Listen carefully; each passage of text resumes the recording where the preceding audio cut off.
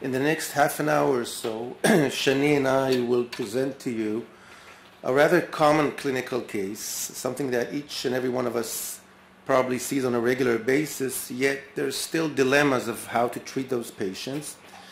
And what is the best, probably, initial strategy to start treatment in those patients, and whether we should start with surgery or with medical treatment. And that emphasizes, of course, again, the importance of the discussion between the different disciplines, and especially the medical oncologists and the surgeons in each and every case of breast cancer. We wanted to disclose that the lecture was sponsored by Roche. The case is of a 52-year-old woman, postmenopausal, otherwise healthy. She palpated a mass in her breast 2 months ago. She has no family history of malignancy, and she's from North African descent. Her last mammogram was done 1 year ago, and it was described as normal.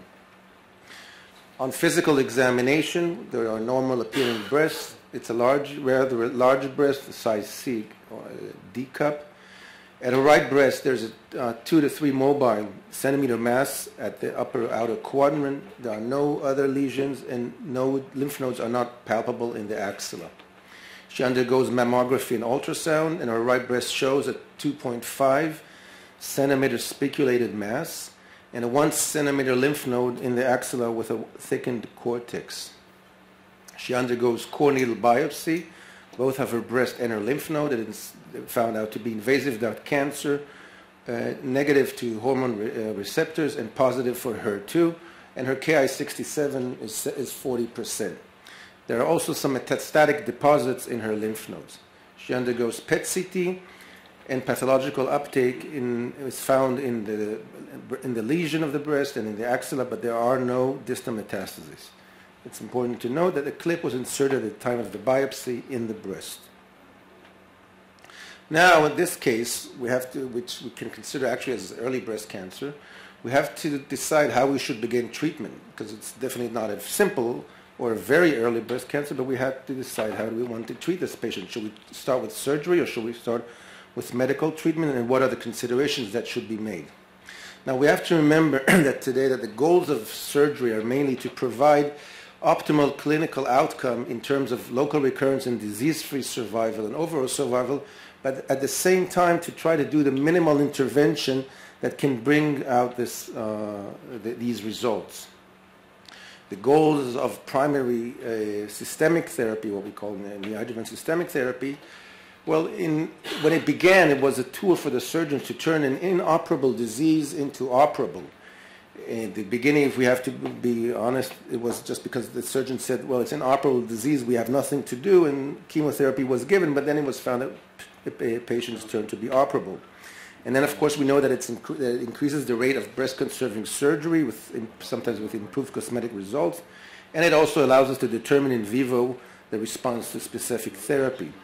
And so until not very long ago, neoadjuvant therapy was mainly used as a modality to enable surgery, or safe surgery in some cases, and to minimize its extent. So the paradigm was very simple. If it's early breast cancer, go first with surgery and then do medical therapy. And if it was locally advanced breast cancer, like we saw in the lecture by Merrick, it was mainly it was first giving neoadjuvant therapy and then surgery. However, we have to consider what are the additional potential roles of neoadjuvant therapy that may actually make this modality even considered in early breast cancers. Well, some of the reasons that are given are that it can let us more accurately determine prognosis by its responder rates, and as such as a surrogate. It's also an excellent tool for research. And what's more important in early breast cancer is that it may, and I left it as a question mark, it may sometimes eliminate the need for extensive axillary surgery. And or even a bigger question is maybe it may also eliminate the need of breast surgery. So today we don't have very definitive recommendations for the use of neoadjuvant therapy in these situations, but generally what we can say is that any patient who is anyway a candidate for adjuvant systemic chemotherapy can be considered for neoadjuvant systemic therapy. So, however, should it be routinely suggested in all patients with, I would say, mid-early breast cancers, such as the patient that we gave without discussing the receptor status?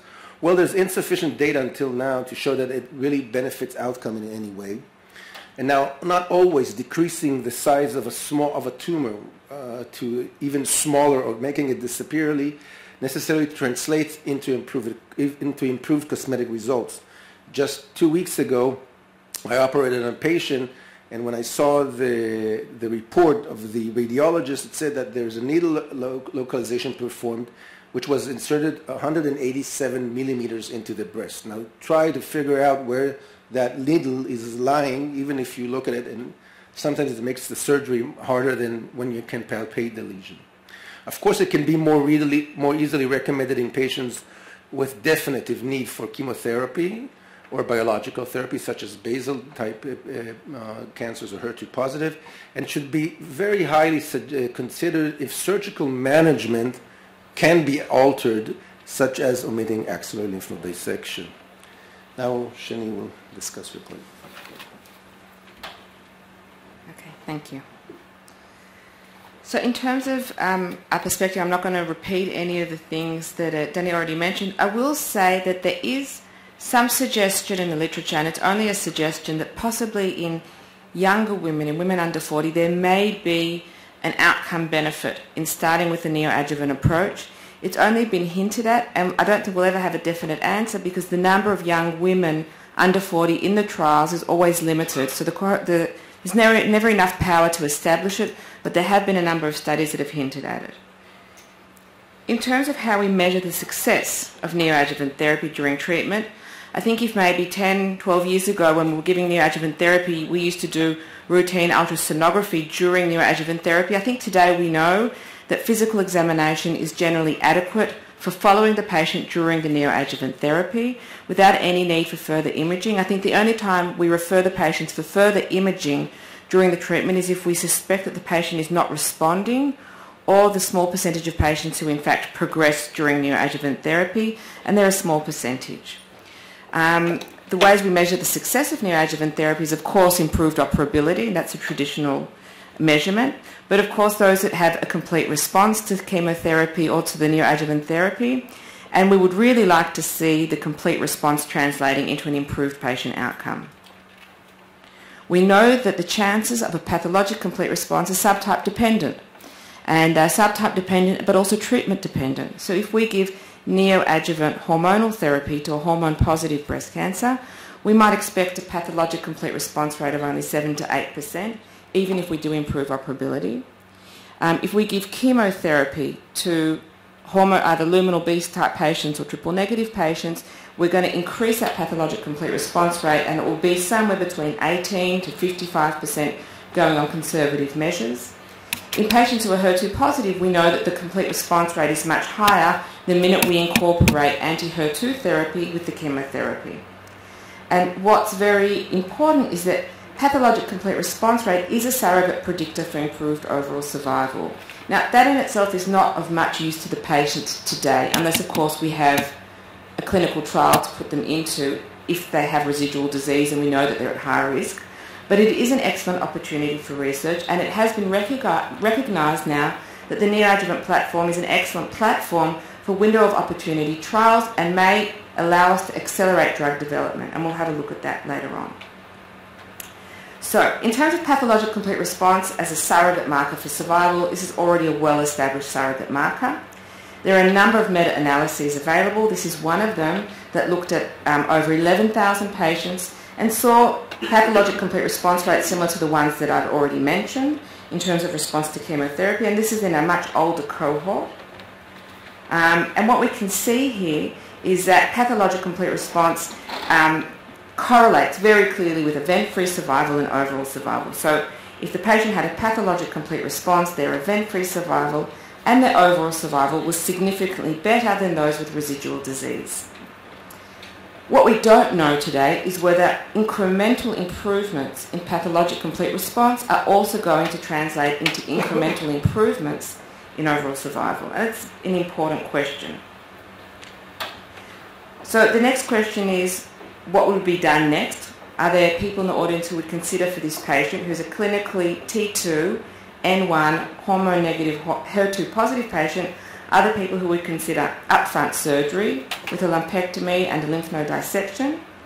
Or would people prefer neoadjuvant chemobiological therapy with anti-HER2 therapy-based approach?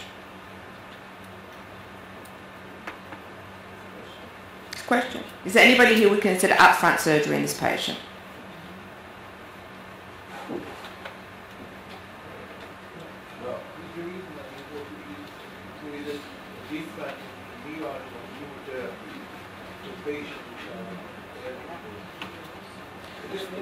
So we're going to discuss the HER2 therapy, but at this point, the patient's come to your surgical clinic. She's a clinically T2 N1. She's not 5 centimetres, she's 2.5, 3 centimetres.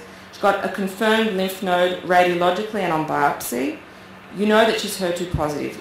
Do you plan her for upfront surgery, or do you take her to a tumour board or refer her to the oncologists? I can say that I would send her for surgery first. However, in order to consider whether to operate her or to send her to neoadjuvant therapy, we have to take into consideration a few things. Okay. First of all, we need to see whether it's what should be or what might be the cosmetic results of this patient. We don't know the size of the breast. She's got a large breast. She's a CD cup. Large breast with 2.5 centimeters tumor is not a problem to get good cosmetic results. Huh? No problem. No problem. Okay. This is the first thing. The second is whether to make axillary dissection or not. We saw in the previous lecture that it's controversial whether to omit axillary dissection after neoadjuvant therapy with positive nodes. I would do it personally if we had a good response and taking out 2 or more nodes and so on. However, it's not clear cut. And the third thing, we are talking about HER2 positive, and by the way, the range of complete response in HER13 is not 50 to 75%, it's 20-something to maybe 75%. For example, we'll look at those in the arm of HER13, in the study of Perjeta and HER13, the arm of HER13 only was 29% complete response. So it can be done either way. Again, omitting the fact that Perjeta is given as neoadjuvant therapy today in Israel in the Salah Trufot. However, omitting this, it can be either way. And it's justified to do either way in this specific patient. Professor Schneebaum?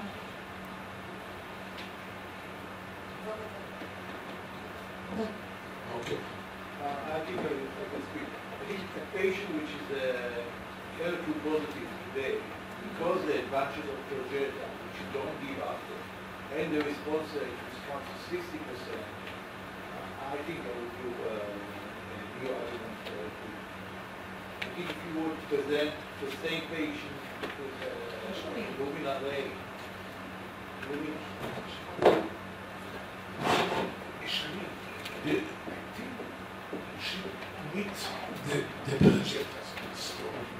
I did mention the Perjeta. I said it's a hormone-negative, HER2-positive patient.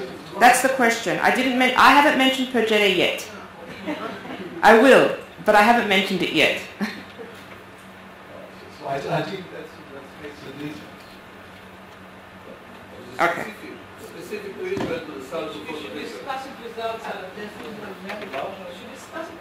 This is about biology. This is not about the drugs. In a very ideal world, would you send this patient this specific? Luminal A, we can discuss it, but it's a different patient. This specific patient we presented here. Is there a reason? Of course, like you said, technically, you can do a very nice cosmetic lumpectomy. You need to do an extra lymph node dissection. Okay. Would you do that, or would you send the patient for neoadjuvant for any other reason? I think you will see the response, which is also important. I mean, you have a patient here that you know she will get the chemotherapy, and if she gets the chemotherapy after, you don't know what the chemotherapy is doing and what the biological thing. If this is a patient that for some reason, despite your treatment, is not responding, I think it's important to know. Because after surgery, if she's going to recover, then you're not going to give it again. Then you will think about something else. So this information is important. Look, surgery is not going to change. The information might be of interest to us as physicians. I'm a big fan of the neoadjuvant approach. I like to know how my patients respond, but realistically, it actually, as of today, 11th of February 2016, has no impact for the patients clinically. That's the bottom line. For the patient, knowing how she's responding to treatment won't change her management in 95% of the time. I think Noah and Professor Mbar would agree with me. If you have an advance, the patient is going to progress with this. What's going to happen? Okay. And then sentinel, the importance of doing sentinel. I still don't understand it, but 90% of the patient will be sentinel negative, will be cured, as far as I remember. That's important for the patient. When you achieve a pathological, even a clinical or a pathological, for the patient, the knowledge that the treatment she got was as effective as that is important. I agree with you. I'm talking about the clinical decision. Yeah, I agree with you. Psychologically, it's important. I have a question. The surgeon said that it doesn't matter if you're going to give a neo or not, we're still going to do this nice lumpectomy with symmetric result. What I've seen, and this is my question, is that if you do not really respond, and I'm not talking about progressive disease because this is like 2 or 3%, it's a minority, but those patients who do not really respond, they're not really responding to the neo. I've not seen the oncologists changing the protocol. So if surgeons are not changing the protocol, what do you suggest oncologists should do if they're not really responding to the neo? I have to say that as long as the patient is not progressing, in general, we do, and they have tolerable, the treatment's tolerable, I continue the treatment. Not all patients with residual disease have recurrence. Most of them won't have a recurrence still. So we don't change the treatment unless we see a progression in general. So we can say that basically for 98% of the patients, the treatment, neo or not neo, will not change anything, not oncologically wise and not surgically wise. No, I think that's too far a statement, but we'll keep going with the lecture. So we're dealing with a HER2 positive patient, so I'm going to focus on the anti-HER2 data. We started off giving neoadjuvant anti-HER2 therapy based on the first generation of trials of single anti-HER2 therapy in combination with chemotherapy. It's a well-known NOAA trial. The NOAA trial was the first clinical trial that prospectively gave patients Herceptin with chemotherapy, and there was a pathologic complete response with Herceptin of 43% compared to 22% for those without Herceptin in the breast. If we looked at the total PCR, which is probably a more accurate way to look at things, it includes nodal response, so it was a 38% response rate, followed by compared to 19%. I think it's important to point out that the NOAA trial included patients who had locally advanced breast cancer.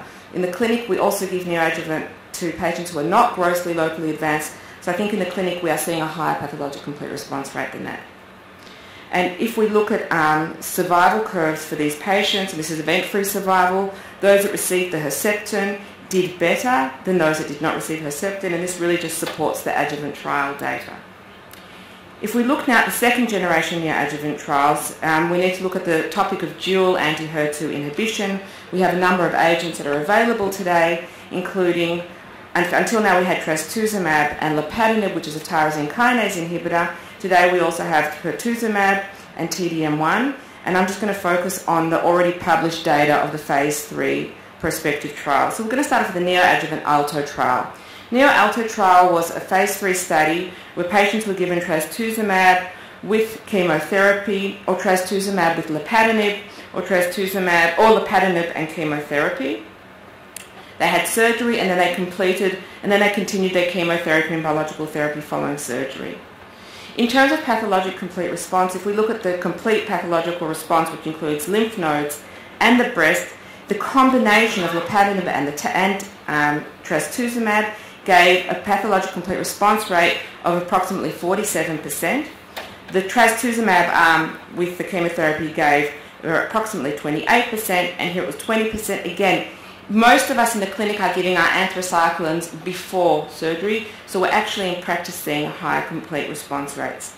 However, the challenge with the combination of this dual anti-inhibition with lapatinib is that lapatinib has a problematic toxicity profile, and approximately 23 of the patients had grade 3 or higher diarrhea in the lapatinib-only arm. It was 21% of the lapatinib and Herceptin arm, and obviously didn't exist, well, nearly non-existent in the trastuzumab arm.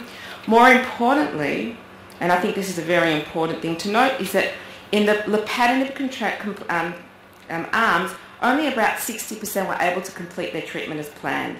And so lapatinib has a slightly problematic toxicity profile.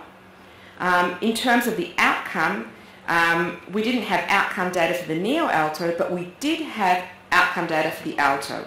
The alto was exactly the same trial design in terms of the treatment arms, and in the alto we saw no difference between the single between mono anti-HER2 therapy or combined anti-HER2 therapy, and this was a disappointing result. However, it is important to remember the following: that in this study, 40% of the patients were node negative, 57% were hormone receptor positive, and 45% were T1.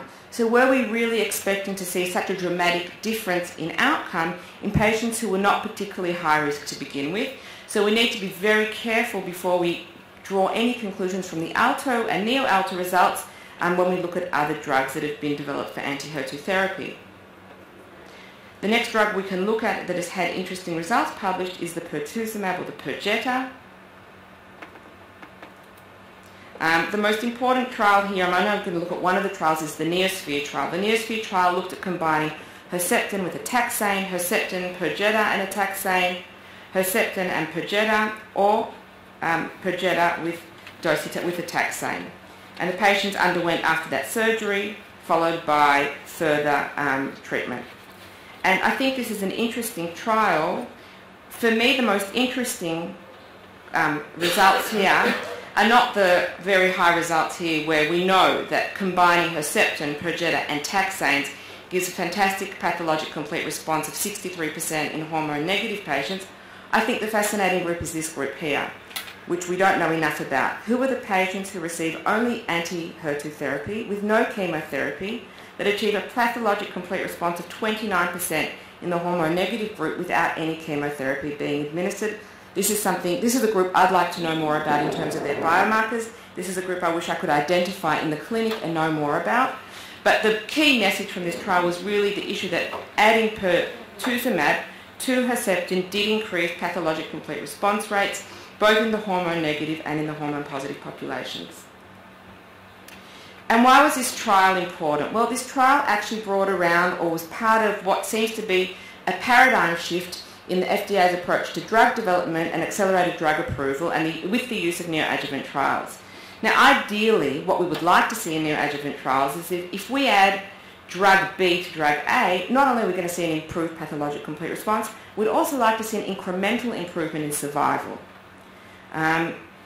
The FDA set up a special task force that established guidelines and a rationale for the neoadjuvant therapy approach.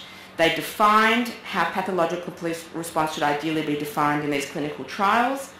And the most important approach is that we look at the breast and the axilla. And in fact, this paradigm shift translated into decisions. And for the first time, the FDA approved a drug for preoperative breast cancer therapy based on the phase 2 results of the Neosphere.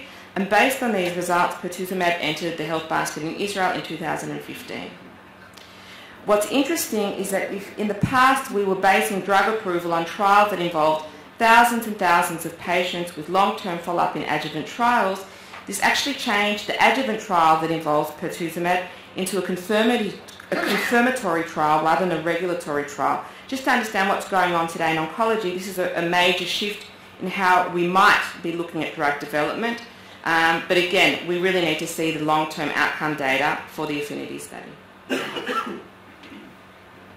Well, the patient received the neoadjuvant therapy, including chemotherapy and biological therapy, and she had complete radiological and clinical response. So now we are again entering the question of what is the surgery of choice, if we could even say something like that, and we will discuss separately the breast and the axilla. And what we were trying to say, what we're looking at is whether, and that's the main reason why us as surgeons would even consider strongly to do, to use neoadjuvant therapy in early breast cancers, if it can change somehow our results or the extensiveness of surgery that we do. Of course, it's always very nice to tell the patient, listen, you had complete pathological response, and therefore you're in a really good situation, but that's especially true maybe for those with locally advanced breast cancer. But what do you say, Professor, about the patients who do not have complete pathological response? Well, you can say nothing, but again, I don't think that that would be the main issue why we should choose to do any type of treatment. So in the breast, when we want to see how accurate we can be before we do surgery, well, it's a bit disappointing. And when we do ultrasound alone, the accuracy of the complete, when we see complete clinical radiological response, it's only true in 70 to 88%. It's better than it used to be before, because we remember the number that even when we had complete clinical response in about 60% of patients, we still had disease. This is improving a little bit. MRI, there are a few studies that show that MRI may actually overestimate residual disease. And there are studies also that show that it might be efficient more in HER2 positive disease, but in other studies it does not show. And then others, again, we do not have a real good, any good study that can show us before if the breast is actually complete pathologically responded or not. And when we do, and we do not have a lot of studies that have examined the role of not doing surgery at all in the breast, there are a few retrospective analyses and very few prospective studies, and all of these studies have showed that when surgery was not done in the breast, the local recurrence rate were much higher in an unacceptable way. In one study that was published in JCO by Ring, it was 21% compared to 10%. And in another study, which was a prospective study where they defined complete clinical response by mammography and ultrasound, if it was not conclusive, they performed MRI. And those patients, when there was no disease, they even did core biopsies, blind core biopsies to area. And in those that were negative, they did not operate. And even in those patients, the local recurrence rate was about 4%, which were 12 years. So in this time study that they discussed, or they showed, it's about a 4% local recurrence rate per year, which is about between 8 to 4 times more than we can find it acceptable. So at present, I can say very surely that, well, this in my opinion, that omitting breast surgery altogether cannot be advised and should not be even considered, even in those patients. Now, what about regarding the axilla? Well, we heard the explanation by Merrick, and I will do it shortly. The consensus that was published about sentinel lymph node biopsy in 2014 showed that, and they said the result was that the false negative rate of sentinel lymph node biopsy after this type of neoadjuvant therapy in patients who present with initially involved lymph nodes is between 10 and 30%, and therefore it cannot be acceptable. But again, when you look at the study, they did not insert any one of the now 4 new studies that were published in the last 2 years, and therefore you should maybe use it cautiously. I will not go into each and one of the studies, but we should take all those studies all together. we can see that if we perform sentinel lymph node biopsy in patients that clinically turned from N1 to N0, and we do it in a rather in a specific way, not as we do sentinel lymph node biopsy for early breast cancers, we can receive a false negative rate, which is around 10% or lower, which is considered to be acceptable. This is the cutoff that we use, 10%. May I remind you that when we started using sentinel lymph node biopsies in the earlier studies from Craig and his friends, 10% was considered fine, and we used it. So I think that if we have altogether, it can be around 10%, it can be very safely considered. Now, today when we consider it, we need to, when we have patients like that, what we usually advise those patients that if we do sentinel lymph node biopsy, our index of suspicion is very high. If we're not sure what we are seeing, if we are not happy with our technique, then we turn easily into axial lymph node dissection. We consider a sentinel lymph node biopsy to be appropriate if we use at least dual agents, because all the other studies that show that when you use only one agent, your false negative rates can be as high as 20 or 30%. So we need to use dual agents. We need to identify 2 or more sentinel lymph nodes. If we identify only one, it should be unacceptable and go on to axial lymph node dissection. If we consider the German trial that we used immunohistochemistry, they showed there that by using immunohistochemistry, what we in early breast cancer consider to be only, now we don't use it anymore, but when we did use it, it was mainly for studies. Here they show that when you do immunohistochemical staining, the false negative rates decrease below 7%, so some of us use it, some of us don't. We heard about the clip placement. It's very difficult, okay? Technically it's difficult, and to put another wire into the axilla is not easy, and even in those studies that they have done it, the percentage, well, now there's a new study from MD Anderson that they got 70 or 80% success rate, but most studies show between 40 to 50% rate, so I don't know if we need to use it anymore.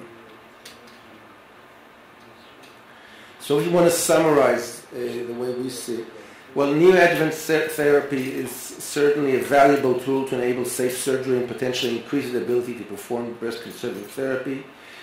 In the setting outside clinical trials, it should probably be determined by its benefits, like we showed, and potential changes in surgical intervention, and should not be enforced routinely.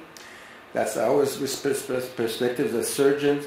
So as such, I would say that in early breast cancer, it should be strongly considered in patients with lymph node positive disease, especially if they are hormone receptor negative or HER2 positive, since in those patients there's high chances, when we saw that there's at least we can reach 60 or 70% complete pathological response rate, and that the false negative rates are low. If we can turn most of these patients and omit axial lymph node dissection in such a large number of patients, I think it's would be malpractice not to send those patients to neoadjuvant therapy. Of course, it should not be routinely used in small tumors if good cosmetic results can be achieved up front, and I don't think that it should be used just to know whether or not we have complete response or not. In terms of other advantages of the neoadjuvant approach, it's an opportunity for research with tissue-intensive correlative studies. I would urge anybody with an institution that has the facilities to do so to try and take samples from these patients beforehand. We do it at Sheba when we are doing the clip insertion. It's a great tool for providing proof of principle before moving into more definitive trials. We can characterise our patients who are at high risk of recurrence for novel treatments with potential future clinical trials, and we can identify new approaches that might lead directly to drug approval and change clinical practice. I personally deliberate about whether or not to give neoadjuvant therapy when I have an uncertain axillary nodal status, if I have a mass that is not palpable in the breast or axilla on clinical examination. I'm cautious with young patients who desire fertility preservation. If I feel the patient needs to start chemotherapy urgently, sometimes neoadjuvant, and they're a borderline case, and I will sometimes send them for upfront surgery so I can buy them more time for fertility preservation, particularly if it's a woman who doesn't yet have any children. And if it's a patient who will either need or want a mastectomy regardless of treatment response, that's also, I think, in some cases a justifiable reason not to give neoadjuvant therapy. The challenges and considerations that need to be taken into account is that, as I've mentioned earlier, we don't know that incremental improvements in a pathologic complete response translate into an improvement in disease-free survival and overall survival. And as oncologists, we need to be careful with this because sometimes we're adding more drugs, and these drugs increase toxicity, not always, but sometimes they increase toxicity, and we need to make sure that the payoff is justified. There are the ongoing challenges already mentioned about the auxiliary management. There will be questions in the future of how we should manage the breast, particularly in HER2-positive patients. And I think the important message from the neoadjuvant approach could be summed up in this slide. It's a quote by the late Steve Jobs: "Great things in business are never done by one person.